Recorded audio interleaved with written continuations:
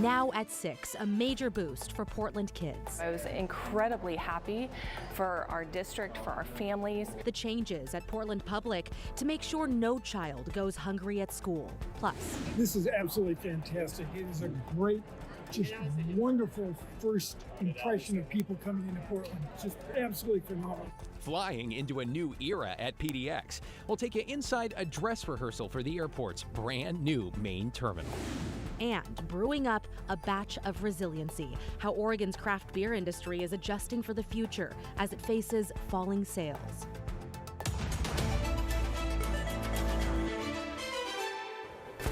Thanks for joining us. I'm Christine Pitawanich. And I'm David Molko. We begin at 6 with new clarity around what allegedly led up to a shooting this weekend in a busy Northwest Portland neighborhood. New details emerging as the suspect appeared in court for the first time. Evan Watson is live with us in studio with the latest. Evan, sounds like it was a chaotic situation. Christine and David, it appears this all started when the suspect nearly hit a man with his car. 46-year-old James Rennick was in court today facing multiple charges, including attempted murder. He turned himself in to police last night.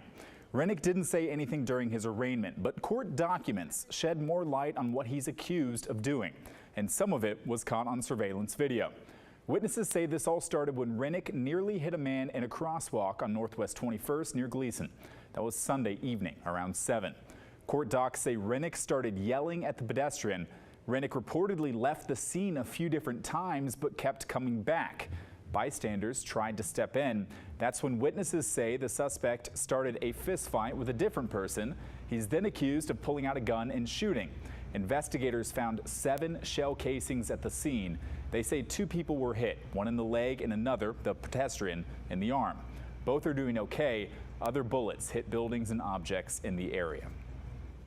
Rennick is scheduled to be back in court next week. He'll have a hearing to decide if he'll stay in jail until his case is resolved. Guys. Yeah, I appreciate you making sense of that complicated case in video. Thank you, Evan.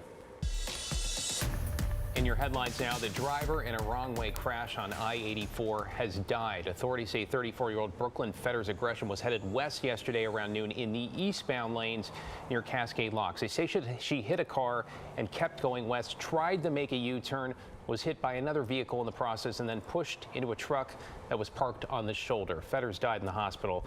The other drivers were not injured. One man, 3 crimes. This week, 45-year-old Isaac Woodward was sentenced to 22 years in prison after he assaulted someone at a New Seasons market, then beat Traves Barisic to death and left his body near a Plaid Pantry dumpster, all in southeast Portland last September. The next day, investigators say he also stabbed a woman in a southwest Portland apartment complex. Woodward pleaded guilty to murder and attempted murder, as well as no contest in one of the assaults. A popular consignment store in downtown Vancouver that was set to close after nearly 20 years just got a lifeline. Divine Consign will now stay open. It's a nonprofit. It's always been volunteer run, giving nearly $2 million in proceeds to good causes along the way. But the business model, was not working. It planned to close in August. That is until one of the volunteer vendors saved the day. And his name is Jay Sanchez. And he finally said at the end of last week, I just can't let it go. I just love the place so much, and I love to work with furniture, and I just want to take it on. So we said that would be wonderful, and so he is going to take it on, and he'll make it even greater than it is right now. Oh, they are smiling ear to ear, but once that change is made, Divine Consign will no longer be a nonprofit. And some good news for West Coast wildlife. Orca sightings are up in Northwest Washington. The Pacific Whale Watch Association says killer whales have been spotted in the Salish Sea every day since March 12th. That is a 5-month streak. Last month was particularly noteworthy, with a 70% increase in sightings compared to July of last year. The group also says they've recorded 14 new orca calves, and humpback whale sightings are up too. Matt? All right, thanks so much, Christine. That is great news. Love to see that, right? And you know what? We're getting some clearing at the coast right now, the Oregon coast. The inland valleys, though, we're still socked in, but our clouds are also going to clear as this upper level disturbance that's been parked kind of right over us begins to roll on out of here. Here's a look up at Timberline right now. We saw the mountain earlier. It is socked in again, and it is chilly. It's only 42 up there. Don't worry. We saw plenty of summer weather coming our way. We also may get some wildfire smoke wrapping around that low pressure from fires up in Washington. So may get a little bit hazy tomorrow, and you will actually see it because the sun comes back out during the day. Our air quality, though, is all firmly in the good category here in Western Oregon and should remain that way in the days ahead. Eastern Oregon, we've got new concerns for thunderstorms and therefore fire weather concerns tomorrow night and into Thursday. So fire weather watch is here, continuing fire weather warnings in the red counties there, Harney, Malheur, and most of Baker County as well, because the thunderstorms that develop will likely be high based, which means they don't produce a lot of rain, but they still produce lightning. So the chances of new wildfire starts is greater with storms that do not have rain. We will not have rain, and we should have sun tomorrow in the valleys. It'll be staying relatively cool, and we'll talk about that chance for weekend showers a bit later. Guys? Hey, nothing wrong with any of that. Thank you, Matt.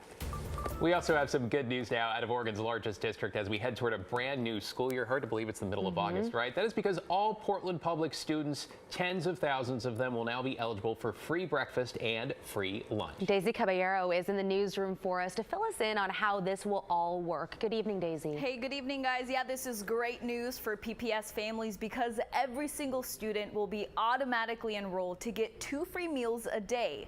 And research shows universal free meals at schools comes with positive change. Seeing communities come together to offer free meals for kids is really game-changing right now. At the start of the 2024 school year, Portland Public Schools will now be offering free breakfast and lunches for all students without the need to apply. We really want to see a decrease in the stigma that's attached to school lunch and that it's not just for certain students. The district says this expansion was made possible with money from Oregon's Student Success Act and the federal government. And because of this change, students eating free lunches will now have to choose at least 3 foods on their plate, one of them being half a cup of fruits and or vegetables. We have to ensure that every student that passes by us has a complete meal on their plate. And that's ensuring, again, that they're receiving well-rounded nutrition and being well-nourished so that they can achieve their best at the end of the day. Research has also found that schools in Oregon that added universal free meals saw a decrease in behavioral issues, like suspensions dropping 15 to 20%, especially for kids who would have qualified for free or reduced lunches under non-universal programs. We recognize that we're in an ongoing hunger crisis, and we actually don't really see it slowing down. Morgan Dewey is with the Oregon Food Bank and shares as many as 1 in 6 kids across Oregon is facing food insecurity right now, adding that statistic is an increase from the previous year's report. We know that we don't means test for other educational success essentials like textbooks or school buses. And so we've known for a long time now that we shouldn't be means testing for school meals either. And it's really exciting to see communities come together to make sure that kids have access to school meals throughout the day. And in preparation for the 2025 legislative session, Hunger Free Oregon and the Oregon Food Bank are working with the School Meals for All Oregon Coalition to introduce a bill next month that would secure 100% of Oregon school students to have free meals. Back to you guys. Yeah, important efforts underway. Thank you so much, Daisy. For the second year in a row, Oregon is seeing a big drop in its hop harvest. We are talking about nearly 20% of a drop this year. Also down, craft beer sales. So Joe Ranieri went to talk with farmers and brewers to find out why. Oregon's hop crop harvest is expected to start in just the next couple of weeks, but I spoke to one farmer who's already expecting to see a decrease this year, but he told me it's all by design. The harvest hasn't even started yet at Sodbuster Farms near Salem. We have 70 acres that are just laying on the ground, not being grown, not strung for harvest. And Doug Weathers, the CEO and president of his family-run hop farm, already knows it's not going to be a good one. According to the U.S. Department of Agriculture, hop acreage has dropped nationally by nearly 20%, and it's also down just as much here in Oregon. Craft beer is expensive because it's expensive to make beer. And the ingredients going into make beer are expensive. The aluminum is expensive. He says this is more about market correction than a market depletion. We made a decision. We have too much inventory. We had to get our inventories in line with demand.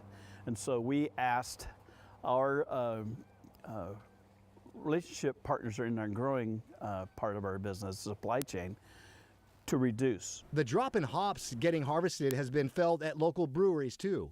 Sam Pecoraro is the brewmaster at Von Ebert in North Portland. I think the entire industry is going through a lot of changes. People are drinking in different ways. A lot of people are going to grocery stores rather than going out and having dinner. Pecoraro says there's a couple of factors behind the decline. There's been a lot of other factors, inflation, rising raw material costs. For now, he's paying closer attention to his already tight margins. It's getting more efficient, making sure that your labor is where it's needed to be. So we're going from a couple small brew houses to a 30-barrel brew house, which is still pretty small in the grand scheme of brewing. Even though the numbers are down, farmers and brewers alike, the industry will come back and we'll swing in the right direction. Are hopeful things will turn around over the next couple of years.